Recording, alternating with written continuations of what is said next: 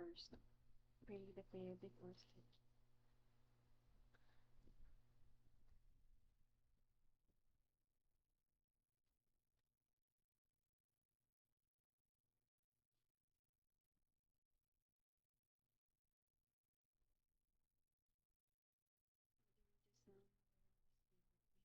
Just Saint Thomas Prayer before study. Creator of all things, true source of light and wisdom, lofty origin of all being. Graciously let a ray of your brilliance penetrate into the darkness of my understanding, and take from me the double darkness in which I have been born.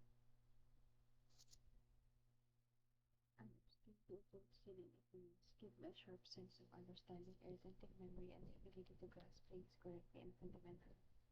Grant me the talent of being exact in my explanations,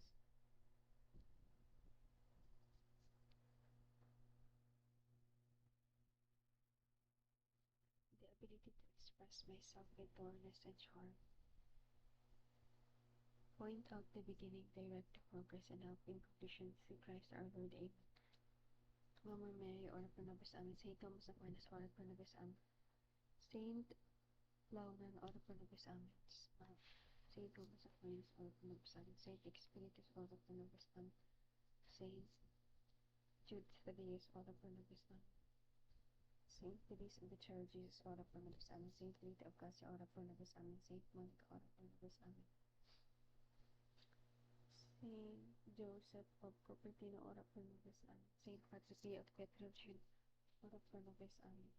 Saint City, ora pro nobis Amen. Saint Teresa of Avila, ora pro nobis Amen. Saint Rose of Assisi, Saint Rose of Lima, ora pro nobis Amen. Saint Carla of Faustina Kowalska, ora pro nobis Amen. Saint Pedro Calungsod, ora pro nobis Amen. Saint Reverend Salinas, ora pro nobis Amen.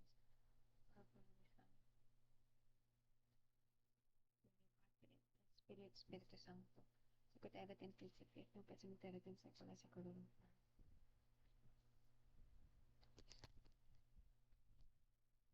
Genesis chapter 15. God's covenant with Abraham. After this, Abraham had a vision and heard the Lord say to him, "Do not be afraid, Abraham. I will shield you from danger, and I will give you a great reward."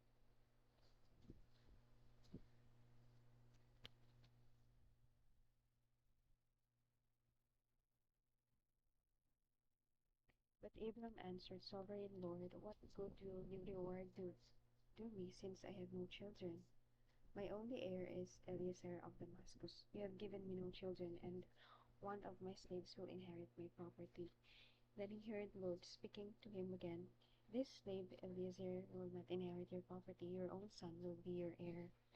The Lord took him outside and said, "Look at the sky and try to count the stars. You will have as many descendants as that."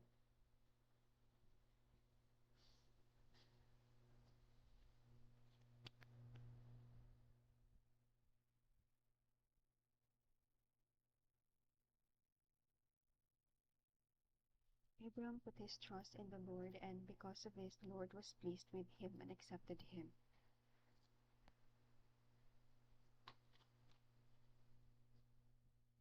Abram put his trust in the Lord, and because of this, the Lord was pleased with him and accepted him. Then the Lord said to him, "I am the Lord who led you out of Ur in Babylonia to give you this land as your own." But Abram asked, "Sovereign Lord, how can I know that it will be mine?" He answered, "Bring me a cow, a goat, and a ram, each of them 3 years old, and a dove and a pigeon." Abram brought the animals to God, cut them in half, and placed the halves opposite each other in 2 rows. But he did not cut up the birds. Vultures came down on the bodies, but Abraham drove them off. When the sun was going down, Abram fell into a deep sleep, and fear and terror came over him. The Lord said to him, "Your descendants will be strangers in a foreign land. They will be slaves there and will be treated cruelly for 400 years. I will punish, but I will punish the nation that enslaves them And when they leave that foreign land, they will take great wealth with them. You yourselves will live to a ripe old age, die in peace, and be buried. It will be 4 generations before your descendants come back here,